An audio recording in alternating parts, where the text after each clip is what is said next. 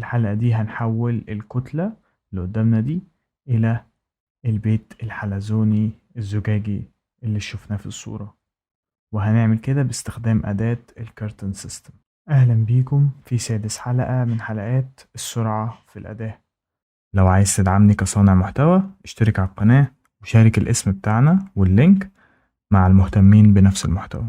وعشان نوصل للأداة دي هنخش على Architecture tab وبعدها هنروح على Curtain System ونتأكد إن Select Multiple دي معمول لها Select باللون الأزرق كده، وبعد كده هتظهر علامة البلس جنب الماوس. لما نيجي نختار فيس فهنختار الأربعة فيسز بتوع الكتلة اللي قدامنا. مثلا ندوس على تاب لو في فيس ورا مثلا واحنا مش عايزين نلف الموديل عشان نوصل لها، وندوس Create System بعد ما نختارها.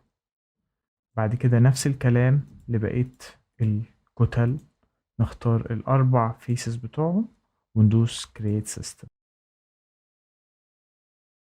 بعد ما نخلصهم ممكن ندوس دلوقتي Escape على الكيبورد ونختار أول سيستم معانا.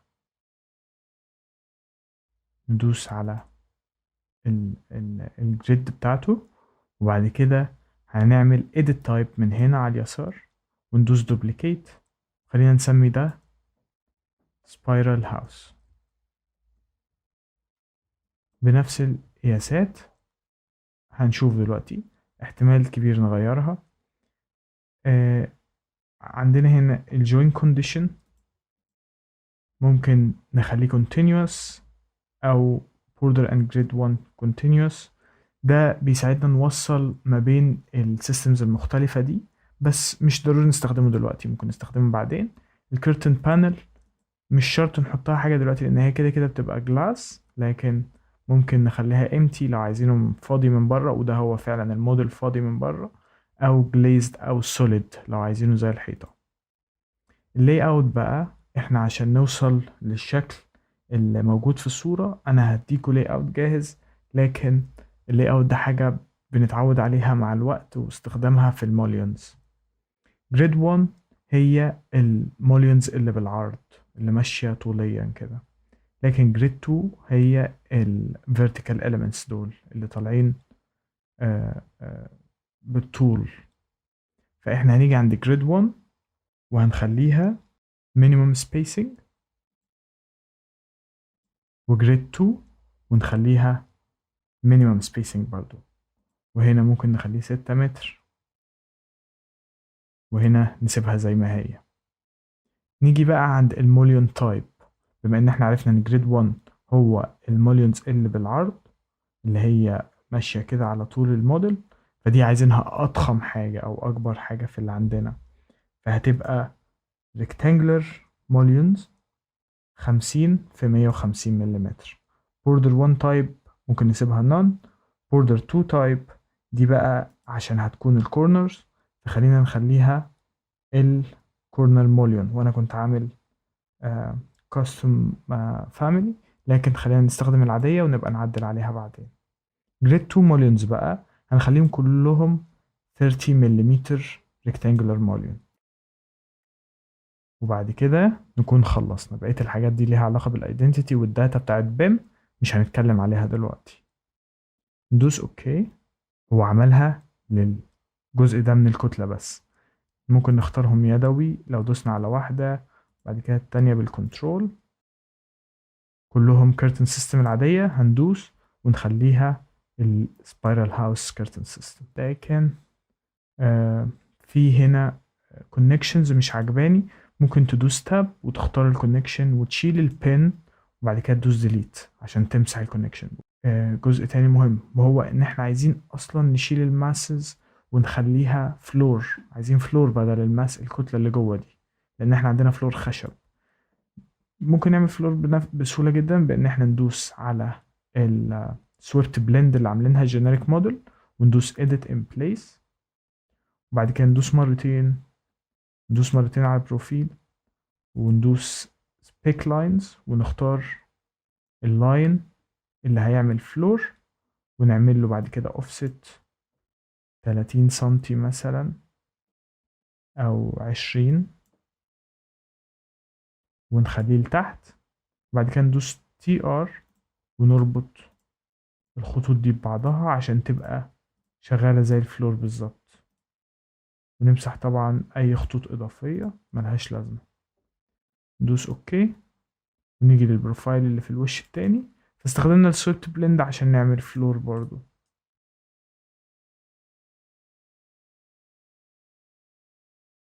طبعا في حاجة مهمة أنا نسيتها لكنها بتسرع شوية الشغل، وهي إن لو في فيس كده قدام التاني ممكن طبعا بعد ما ندوس فينيش موديل واحنا بنعدل على الماس دي، ندوس عليها مرتين نعدل على الفيس ده، واحنا بنعدل على الفيس ده نشيل ده خالص ونعمل select pick lines ونبيك لاين الفيس اللي قدامه خلاص، يعني مش لازم كل التعب اللي بنعمله ده.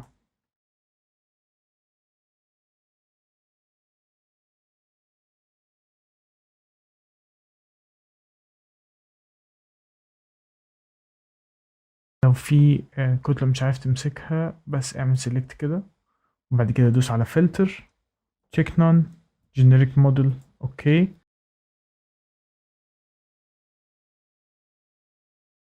finish كده بقى معانا floors لكل الكتلة. فهندوس على أول ماس edit in place ونختار الاتنين ماسز اللي جواها. نيجي عند ماتيريال هنا وانا هقول لكم على اسم الخشب اللي بستخدمه وهو سوفت وود لامبر، يعني نكتبه كده زي ما انا بكتبه بالظبط. بعد كده ندوس ابلاي، ندوس فينيش موديل ونفس الكلام للباقيين دول. بعد ما نخلص الوود element اللي هو الفلور اللي ماشي على كل الموديل، ممكن نعمل الجزء اللي فوق ده زي الصورة، وهو عبارة عن ان المولينز دي مكملة لكن في فراغات، والمولين دي نازلة تحت شوية. فاحنا عندنا حاجة هدف مهم هو ان احنا آه، نشيل المولينز البيضة دي. احنا ممكن نعمل عليهم select هما الأربعة كده ونشيل الإقفال وندوس delete ببساطة. بعد كده الإزاز ده ندوس عليه كنترول، ندوس على بقية الإزاز اللي في الأربع اتجاهات وانت دايس كنترول، وتيجي هنا عند system panel glazed وتحولها تخليها empty system panel، وهي هتختفي هتبقى هوا. تمام. فاضل المفروض كمان صف، وكمان مفروض ننزل الفلور ده تحت شوية. تنزيله مش حاجة صعبة، ممكن ننزله لغاية المولين دي. هندوس عليه، بعد كده ندوس عليه مرة تانية، نيجي عند الخط ده اللي هو الباث ندوس عليه مرتين، وبعد ما نعمل عليه سيلكت كده بالماوس ممكن ندوس على add control او delete control. بس خلينا نجرب نعمل delete، لا محتاجين نعمل add الاول add control، وخلينا نضيف control هنا عند المولين دي. تمام. وبعد كده delete control وامسح. عايزين نرفعها اكتر ممكن طبعا، عايزين نخليها اعلى ممكن ننزلها نرفعها براحتنا. الخط ده معانا، بعد ما ندوس ديت كنترول ونختار النقطة اللي فوق هينزل للخط اللي تحت ده، للنقطة اللي تحت دي أقصد. بعد كده ندوس فينيش وهو هينزل الفلور لوحده. اوكي. عايزين نعمل ايه، ان احنا ننزل المولينز دول تحت.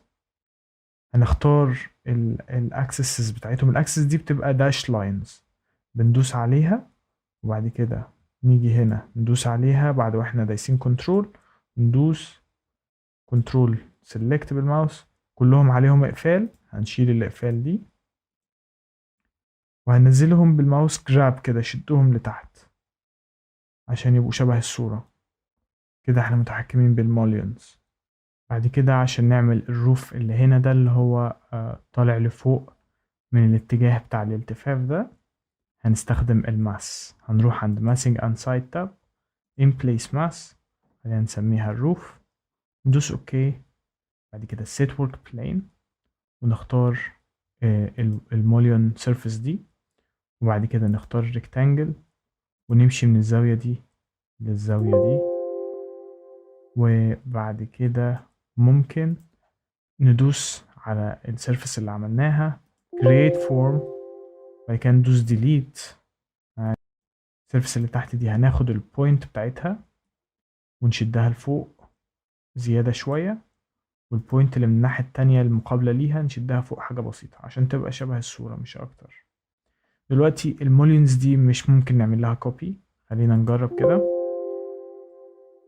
لو دوسنا عليها وحتى لو شلنا الاف دوسنا سي او عايزين نعمل لها كوبي، ممنوع، ما ينفعش without copying the entire curtain wall، لازم ناخد الكرتون وول كلها معانا. فهي احنا لسه طبعا ما اتكلمناش على ازاي نخلي الموليونز دي اصلا شكلها صح. لكن هي حاليا احنا قررنا انها تبقى ألومنيوم. انا دلوقتي عندي ماس، انا عايز الماس دي هدوس عليها مرتين، وبعد كده عايز ارفع من هنا الموليون دي هدوس pick lines، وبعد كده بالتاب اتاكد ان كلها selected create form وارفعها لفوق. طبعا ليه اخترت الماس؟ لان انا in full control يعني. من الناحية التانية برضو ادوس تاب تاب تاب، اخترتها كلها create form وارفعها لفوق. فول كنترول ازاي؟ انا معايا البوينتس دي بدوس عليها بنزلها مع الروف توب عشان انا ما بقاش تحت رحمة فلور محتاجة اقص منه والكلام ده. بس بعد كده انا ممكن اختار كل السيرفيسز دي واديها ماتيريال الالومنيوم اللي اتكلمنا عليه، وادوس ابلاي. تمام، بعد كده بدوس فينيش. كده دول كلهم الومنيوم. اشوف بقى اخر حاجة معايا وهي الموليونز الموليونز دول. لو انا عايز اعدل على نوع معين من الموليونز او اغير في حجمه، هيكون عن طريق ان انا اروح للفاميلي بتاعته هنا في البروجكت براوزر. هعمل سكرول داون كده وانزل الاقي هنا، طبعا كل ده مش هيكون مفتوح عندكم، هتلاقوا فاميلي دي مقفولة كده.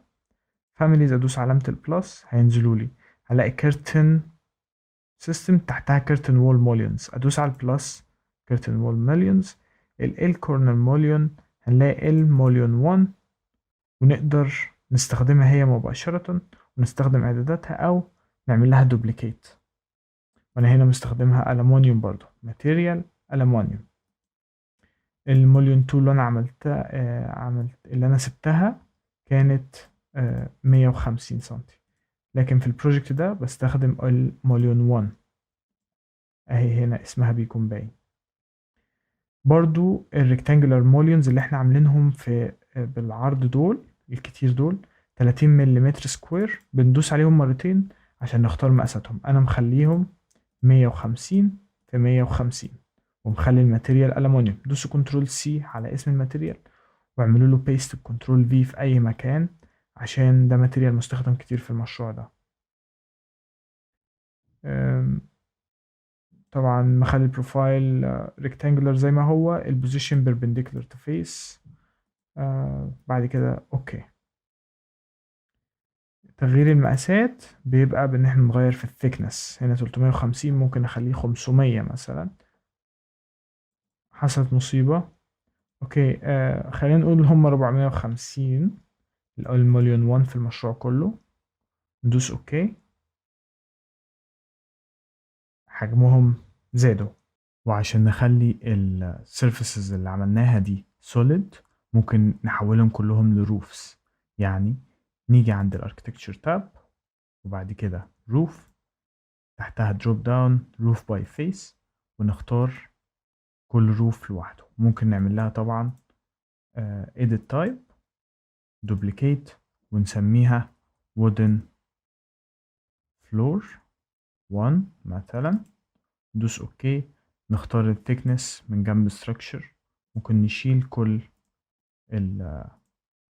الاليمنتس ونسيب الاستراكشر بس، ونخليه 200،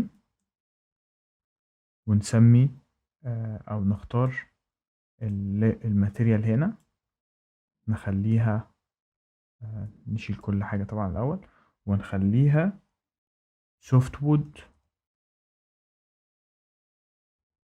وود لمبر، وندوس اوكي. بعد كده ندوس اوكي تاني، وندوس create roof،